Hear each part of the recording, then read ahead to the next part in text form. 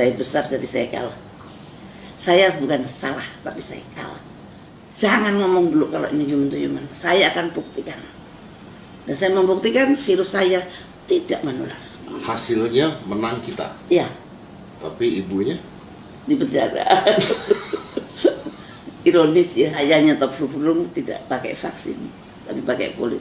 5, 4, 3, 2, 1, close the door.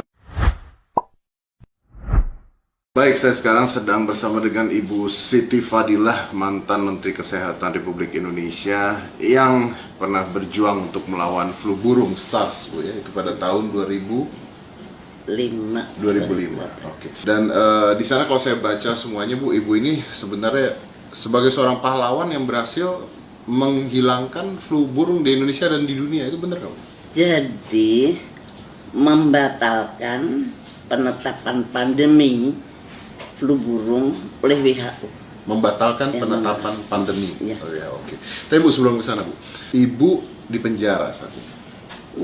Kebetulan saat ini lagi tidak di penjara, beliau lagi di rumah sakit saat ini karena satu dan dua hal. Tapi Ibu di penjara karena dituduh korupsi sebesar 6 miliar, 1,3 miliar. Saya itu tidak menerima sepeser. Betul, tapi Ibu dituduh Ya, korupsi. dituduh yang 6 miliar itu adalah kerugian negara yang dilakukan oleh eselon 2 saya. Dan eselon 2 saya sudah membayar lah dan dia tidak dihukum. Saya dituduh membantu dia, saya dihukum. Dan itu nggak ada bukti, nggak ada saksi. Tidak ada bukti, tidak ada saksi. Jadi pada saat pengadilan? Saat pengadilan itu jaksa penuntut umumnya mengatakan fakta pengadilan kita abaikan. Kemudian hakimnya mengatakan saya memutuskan tanpa bukti, saya tidak perlu bukti. Dan Ibu akhirnya harus dipenjara. Menurut Ibu Sangat tidak fair. kalau misalnya Ibu tidak bersalah, kenapa Ibu bisa dipenjara? Ya itu negara kita ini nampaknya tidak berdaulat full, tidak full berdaulat. Nyatanya saya ngerasain sendiri ya bahwa lembaga hukum kadang-kadang masih dipakai untuk suatu kekuatan tertentu, bisa untuk mengatur orang yang tidak mau diatur, kemudian dicari-cari salahnya, nggak ada salahnya dibikinin perkara. Artinya karena Ibu tidak bisa diatur, Bu, ya? Ya, mungkin saya dikatakan tidak bisa diatur oleh siapa saya nggak tahu. Karena kalau saya jadi menteri saya tidak pernah dipecat, jadi Bantimpres saya tidak pernah dipecat, dan saya tidak melakukan sesuatu pun yang berlawanan. Ibu ini kan di mana-mana berita yang tersebar adalah Ibu mengatakan jangan menggunakan vaksin dari Bill Gates. Menurut pengalaman Ibu, kenapa? Ada sesuatu yang aneh gitu untuk saya ya. Saya ikutin Bill Gates ini di forum ekonomi di Davos. Di Davos itu selalu ada forum ekonomi, kalau nggak salah awal tahun itu, awal tahun itu ada suatu forum ekonomi internasional. Di sana Bill Gates menjadi pembicara utama. Dia di situ menggebu-gebu bahwa nanti akan ada pandemi. Ya, saya juga nonton. Nah, anehnya dia mempersiapkan vaksin. Bahwa selalu pandemik selalu ada vaksin. Kalau pandemik penyelesaiannya ada vaksin. Kenapa nggak pandemiknya yang dihentikan? Kenapa mesti dibikin vaksinnya gitu loh? Mau ya jangan sampai terjadi pandemik. Gitu. Satu, ini kan bukan dokter dia itu. Dia nggak pernah sekolah kedokteran. Kenapa dia begitu fasihnya menganalisa akan terjadi pandemik, menganalisa dunia akan butuh vaksin sekian miliar. Untuk saya itu suatu hal yang tidak masuk di akal saya gitu. Ada apa sih ya? Dia kan pebisnis, dia kan ahli komputer, mungkin dia ahli virus di komputer mungkin dia, tapi kalau virus di manusia kan berbeda gitu. Nah itu saya waktu itu tahun 2017 hanya saya kumpulkan saja Nah, begitu terjadi, saya bongkar kemarin. Ibu membongkar ini tahun 2017. 2017 Apa yang dibongkar sama saya batin doang, tahun 2000 terus saya ikutin, betul nggak ya? Kapan ya ada pandeminya? Kapan ada pandeminya? Dan betul, ternyata ada pandemi betul, yang sebetulnya tidak terlalu berat seperti flu burung. Flu burung itu 1 hari meninggal, 2 hari meninggal. Kalau ini masih banyak hari. Ya, Ibu bukannya pada saat flu burung itu Ibu sempat bersikeras dengan WHO pada saat itu kan? Dan Ibu menang pada saat itu? Iya. Ibu menang dari WHO? Iya. Karena WHO berhasil kita reformasi. Ibu berhasil mereformasi WHO Iya. pada saat itu? Iya. Yang tadinya saya pandang bahwa WHO tidak adil terhadap negara-negara yang berkembang seperti kita, dan saya reformasi bahwa kita mempunyai kedudukan yang sama, dan kemudian WHO harus transparan, dan kita mempunyai kedudukan yang sama dengan negara manapun. Tidak ada yang di bawah, tidak ada yang di atas. Kalau sakit, kita semua harus menolong, dan kita semua harus bersama-sama berpikir. Dan Ibu pernah menolak vaksin dari mereka? Iya, tidak ada vaksin untuk flu burung. Tidak ada vaksin untuk flu burung, karena Ibu tolak pada saat itu? Iya. Ibu tolak pada saat Ya, itu? saya membuktikan tidak perlu vaksin. Saya membuktikan bahwa virus flu burung tidak menular. Pada waktu itu WHO sudah berkuar-kuar mengatakan flu burung itu menular, human to human transmission. Sudah masuk CNN, sudah dikumpulkan kemana-mana, seperti Wuhan. Tapi saya nggak mau. Jangan ngomong dulu kalau ini human to human. Saya akan buktikan. Dan saya membuktikan virus saya tidak menular. Ini gambarnya virus saya, ini bentuk virus saya. Nah itu kemudian, dan saya protes juga ke PBB, sehingga kemudian terus stop. Setelah itu stoplah. Stop vaksin? Ya, stoplah flu burung. Stop flu? Saya nyetop flu burung tidak pakai vaksin, tapi pakai kulit. Ibu Ibu menyetop flu burung tidak dengan vaksin tapi dengan politik. Yes. Artinya flu burungnya hilang sendiri. Kalau di ekonomis, saya dikatakan saya adalah menyelesaikan pandemi flu burung dengan transparansi. Kalau Ibu mengatakan seperti itu, artinya flu burung pada saat itu bisa dihentikan karena politik yang Ibu lakukan, artinya bisa diatur kapan berhentinya virus. Tidak. Begini, dia merencanakan ada pandemik. Kemudian saya bisa memotong, no, nggak akan ada pandemik di sini. Tidak ada human to human transmission.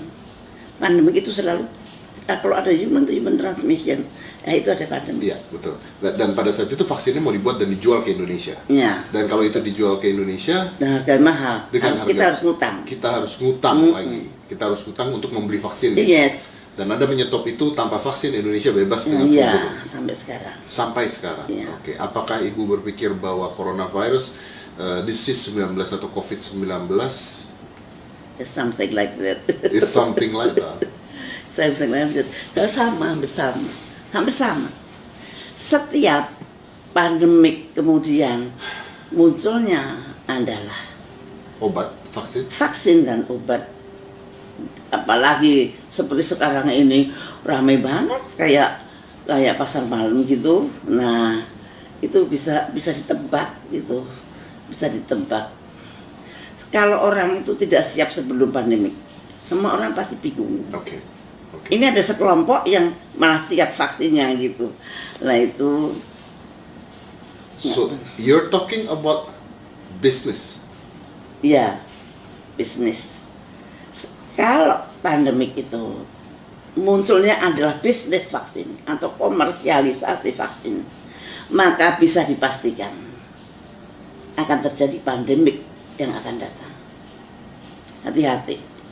Kalau ada komersialisasi vaksin diperjualbelikan, artinya virus diperjualbelikan, maka pasti si industrialis vaksin ini akan menyusun kekuatan baru untuk mengadakan pandemik berikutnya. Karena panen, kalau pandemik panen. Dan nanti kan dia bikin pandemik terus loh. Ya, ada keuntungannya sama seperti kalau perang kan sebenarnya jual beli senjata dan sebagainya, makanya akhirnya jadi menurut Ibu bahwa ini adalah biowarfare? Ya, tapi saya tidak bisa membuktikan. Tidak bisa membuktikan. Ya. Apakah Ibu merasa bahwa virus ini dibuat oleh sekelompok tertentu? Mungkin saja. Mungkin saja. Mungkin Cina itu korban, Amerika juga korban. Kalau Cina korban, Amerika juga korban, berarti ada kelompok yang membuat. Bisa jadi. Kemungkinannya menurut saya itu perkiraan saya. Belum tentu betul, belum tentu benar. Belum tentu salah, belum tentu benar. Ya. Tapi kalau menurut Ibu sendiri, ketika ini kan virusnya sudah ada. Kita Indonesia harusnya seperti apa kalau seandainya Anda saat ini adalah Menteri Kesehatan? Indonesia harus mandiri membuat vaksin sendiri. Kalau nggak perlu vaksin tidak perlu dibuat. Kita juga, orang Indonesia itu antibodinya tinggi pada waktu flu burung. Itu antibodi orang Indonesia itu sangat luar biasa. Dan kita mampu buat vaksin sendiri, Bu? Oh, Pak, mampu lah. Tidak perlu beli. Ekman bisa, Surabaya juga bisa. Kemudian BPPT Jogja juga mungkin bisa. Tapi sekarang fokusnya di Ekman. Menurut saya yakin mereka bisa. Ibu yakin kita mampu membuat vaksin sendiri. Jadi tidak perlu bergantung dengan mereka yang menjual vaksin. Iya. Oke. Ini yang agak ditakutin atau dikhawatirkan oleh CEPI. CEPI itu adalah Coalition for Epidemic Preparedness Innovation. Ini yang bentuk juga Bill Gates. Jadi hampir semua lembaga yang akan membuat vaksin itu semua disupport oleh beliau. Nggak ada yang tidak. Di seluruh dunia ini. Di seluruh dunia. Tempat-tempat pembuatan vaksin ini hampir disupport oleh Bill Gates menurut Ibu. Iya. Jadi Ibu mencurigai bahwa ini adalah buatan dia? Saya tidak mencurigai, tapi orang bisa berpikir sendiri. Orang bisa berpikir, ngapain sih? Kalau Anda semua orang Anda support, bukan mesti maksudnya Anda supaya nurut ya sama kita gitu, atau at least menghormati yang Newport dong. Nggak, tadinya ada yang Newport, tiba-tiba dia dengan sangat dermawan dan beliau kan filantropis. Yang penting Indonesia harus mandiri, bisa bikin vaksin sendiri, bisa bikin rapid test sendiri, bisa bikin swab test sendiri, bisa bikin primer sendiri. Dan kita mampu? Mampu. Ibu, di luar negeri sana ada banyak sekali dokter Buta, dokter Kaufman yang mengatakan bahwa ini tesnya sendiri sebenarnya tidak jelas, kata mereka ya. Ini saya hanya ngomong menurut apa yang mereka katakan, bahwa sebenarnya yang diambil itu adalah exosomes, bukan virusnya sendiri. Jadi belum ada pemurnian virus ketika dites sebenarnya. Jadi artinya mereka bertanya apakah virusnya ini benar-benar virus ada, atau tesnya sudah spesifik. Bahkan swab test pun dikatakan tidak spesifik kalau di luar, menurut beberapa orang dokter. Ataukah itu mungkin? Jadi gini, pada waktu PCR itu kan ada primernya. Primer itu suatu parameter. Kalau di dalamnya ada plasmid, nanti kalau spesimen kita cocok dengan dia, nah berarti virusnya itu ada yang sesuai dengan plasmid. Betul. Tapi yang kita saat ini itu kita beli dari luar semua. Kita bisa beli dari Amerika. Waktu itu kan Menteri Kesehatan bilang, kita beli kok semua dari Amerika. Artinya membuat primer dari virus dari Amerika. Padahal virus yang di Indonesia berbeda dengan virus yang di Amerika. Artinya tes kita berdasarkan inang yang berasal dari Amerika. Jadi tidak kompatibel, tidak kompatibel dengan apa yang terjadi. Tidak cocok gitu. Makanya ada yang false positif, false negatif. meskipun itu PCR. Jadi, kalau PCR kuncinya ada di primernya. Primer itu ada plasmidnya. Plasmidnya berasal dari suatu virus. Nah kalau ini made in Amerika, ya mestinya Amerika kan pakai virus Amerika juga. Mana mungkin Amerika tidak cari virus kita, terus pakai virus negara tersebut. Terus dikirim ke kita untuk ngecek virus kita. Lah, virusnya kenal nggak dengan virus kita? Ada yang kenal, ada yang tidak. Itu tidak semua kenal dengan plasmidnya primer ini. Jadi artinya pengetesan kita masih tanda tanya. Ya kurang pas lah, kurang tepat lah. Tepatnya kalau pakai alat kita sendiri yang berbasis virus kita sendiri. Kita banyak ahli kita yang pinter-pinter. Cuman butuh political will, dana. Fokuskan sekarang dana untuk riset itu. Yang selama ini riset selalu mendapat dana yang kecil, kemudian mengharapkan bantuan dari asing. Bantuan dari asing itu menggetarkan, menggoyahkan hati dari persit-persit itu. Untuk nasionalismenya itu juga bisa bergoyang, karena mau yang perhatian malah orang asing, mengasih dana orang asing. Lama-lama dia lupa mana induknya, mana semangnya. Nah ini yang Indonesia itu riset itu masih terlalu kecil, padahal itu penting sekali. Kalau ibu mengatakan bahwa ibu pada saat itu di penjara akhirnya karena sebuah tuduhan korupsi, artinya kan semua yang ibu katakan itu mengandung resiko. Artinya ibu dijebloskan karena sesuatu sebenarnya. Itu yang ibu percaya? Ya menurut saya mempunyai suatu sikap itu mengakibatkan saya di penjara. Tapi saya tidak menyesal karena sikap saya adalah untuk melindungi rakyat saya. Saya berbuat itu adalah bukan untuk saya. Saya dapat apa? Karena aku nggak dapat apa-apa. Saya lakuin. Tapi saya yakin saya melindungi rakyat saya. Dan ternyata bukan Indonesia saja yang terlindung. Ternyata pandemi itu gagal. Satu dunia. 2006 iya. Kalau dihitung itu berapa ribu triliun Yang saya nggak diselamatkan. bisa ngitung. Sekarang hitung aja dengan corona aja sekarang berapa ribu triliun kerugian seluruh dunia. Apalagi kalau flu burung. Lah, yang saya terkesan sampai sekarang, lawong tidak menular kok WHO berani bilang menular. Pada saat itu. Dan ibu membongkar itu pada Ya. saat itu. Dan hasilnya? Membongkar. Hasilnya? Dan hasilnya menang kita. Dan, Karena saya membuktikan secara virologi, ya. WHO mendiagnosis secara public health atau epidemiologi. Hasilnya menang kita. Ya, Tapi ibunya? di penjara. Ironis ya. Ironis. Ya itulah dunia. Yang penting adalah niat kita, dan apa yang terjadi itu ya tidak pernah lepas dari kehendak Allah. Tapi kenapa ibu masih berani bicara sekarang? Karena saya baca di media-media ibu masih berani bicara tentang virus ini, ibu masih berani bicara tentang apa yang ibu lakukan. Bahkan saya ada media satu yang bicara tentang ibu dilindungi sniper, dulu tuh ada di media loh.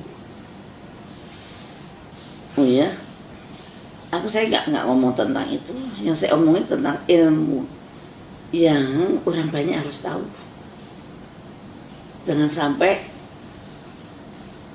rakyat ini nggak tahu sama sekali. Jadi saya hanya menyampaikan suatu ilmu pengetahuan, dan itu menurut saya wajib. Kalau saya tahu sesuatu yang tidak baik, saya diam saja.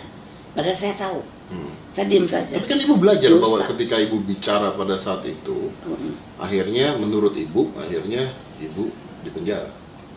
Waktu itu saya bukan hanya bicara ya, saya terlalu berani keluar, berani mengalahkan negara adidaya, itu suatu hal yang impossible sebetulnya. Sampai sekarang juga nggak ada, tapi jangan menggagalkan pandemi itu sampai sekarang nggak ada. Ya baru sekali ini. Baru sekali ya, pandemi gagal karena seorang ibu Siti Fadila. Tapi walaupun ibu sekarang ada di penjara, bangganya seperti apa, Bu? Ya, saya seorang Islam. Di dalam Islam itu pilihan Allah itu selalu terbaik. Pilihan Allah adalah yang terbaik. Mungkin kita nggak tahu hikmahnya apa, tapi pasti ada hikmahnya. Mungkin dulu saya baca Qurannya belepotan, setelah di penjara Quran saya jadi lancar, jadi rajin banget baca Quran. Ibu baik-baik aja di penjara? Baik, nggak ada bedanya. Tidak ada bedanya, diperlakukan dengan baik, makan. Oh iya. Dan saya di penjara panggil saya Bu Menteri malahan. Panggil Bu Menteri. Padahal udah lama kan jadi menteri. Saya dengan ketawa. Ini lucu bener. Dan saya sebagai sesepuh di situ ya, sesepuh. Jadi memang sebetulnya kebahagiaan itu ada dalam hati, bukan ada di tempat di mana Anda duduk, bukan ada di tempat Anda berdiri. Tapi kebahagiaan itu ada di dalam hati. Mau di dalam penjara pun kalau kita merasa dekat dengan Allah, merasa dekat dengan Tuhan, dan orang-orang yang kita cintai juga tetap menganggap kita seperti biasa. Tapi pada saat ibu pertama kali jebloskan penjara, apa ibu tidak emosi, tidak marah kalau ibu merasa tidak salah pada saat itu? Ya pastilah itu manusiawi. Tapi saya tahu musuh saya besar, jadi saya kalah. Saya bukan salah, tapi saya kalah. Tapi saya pernah menang.